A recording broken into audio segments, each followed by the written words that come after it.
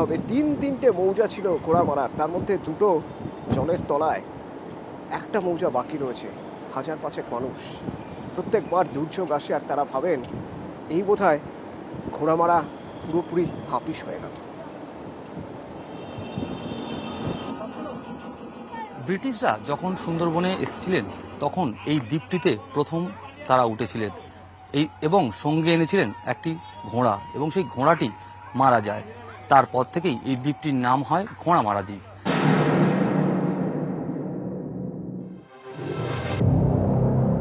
দক্ষিণ 24 পরগনার সুন্দরবনের প্রত্যন্ত অঞ্চল ঘোড়ামারা দ্বীপ, চারপাশে জল, হুগলি আর মুড়িগঙ্গা নদীতে ঘেরা। এমন একটা দ্বীপই বিপদে, কারণ ভয়ঙ্কর ভাঙন।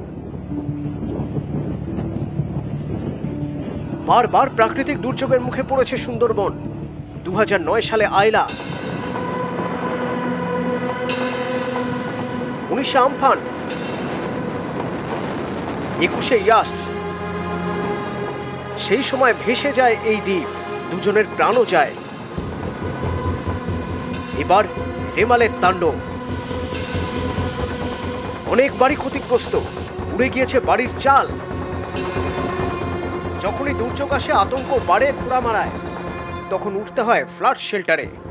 দুর্যোগ কাটলে আবার বাড়িতে, আবার নতুন করে বাঁচার লড়াই। 22 সালে মনে হয় ইয়াসে সর্বস্ব হারা হয়ে গেছিল। আবার মানুষ সবজন বাইরে ফ্লাগ সেন্টারে, ঘোড়ামারাতে তখন সাইক্লোন সেন্টারটা চলছিল পুনরায়, মানে তখন হচ্ছে সবে। সেই হওয়াকালীন যে চলাকালীন যে সাইক্লোন সেন্টারটা, তাতেও সবাই গিয়ে বাস করছিল। প্রত্যেক বছর যদি এরকম করে দুর্যোগ হয়, এই মানুষগুলো কি করে থাকবে? নদী বাঁধের যে ঢেউ, যে বাতাস, এই বাতাসের কারণে তো ক্ষয়ে ক্ষয়ে বাঁধ বড় বড় জায়গা নিয়ে পুরো ধসে ধসে যাচ্ছে, আর থাকবে না।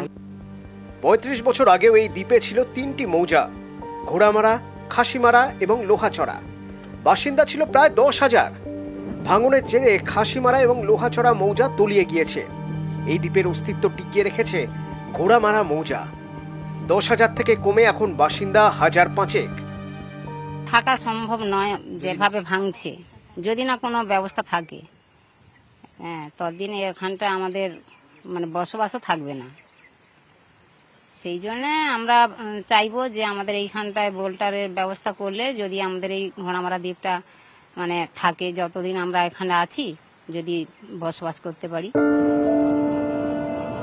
ঘোড়ামারার চারদিকে মাটির বাঁধ, নদীর স্রোতে বাঁধের চাপ বাড়ে, একটু একটু করে বাঁধ ভাঙে, এতেই বিপদ বাড়ছে। স্থানীয়দের আশঙ্কা, পাকাপোক্ত বাঁধ তৈরি করা না হলে একদিন গোটা দ্বীপটাই তলিয়ে যাবে। ওই ঝড়, ঘরের ওই তিরপল টিরপল সব উড়ে চলে যাচ্ছে। ঢেউ কি প্রচন্ড ঢেউ, ওধার থেকে জল এসে ঘরের ভিতরে ছেটা মেরে এধারে এসছে। তারপর কি করলেন? তারপরে ওই ছেলেটা ছিল, আমরা চলে গেছিলাম ফ্লাড সেন্টারে, সারা রাত সেখানে ছিলাম। আমরা আশঙ্কা প্রকাশ করছি যে ঘোড়ামারা দ্বীপের ভাঙন যদি রোধ করার ব্যবস্থা যদি না করা হয় কেন্দ্রীয় সরকারিভাবে, তাহলে কিন্তু আমাদের ঘোড়ামারা মানুষের ভবিষ্যৎ কিন্তু অন্ধকার হয়ে যাবে।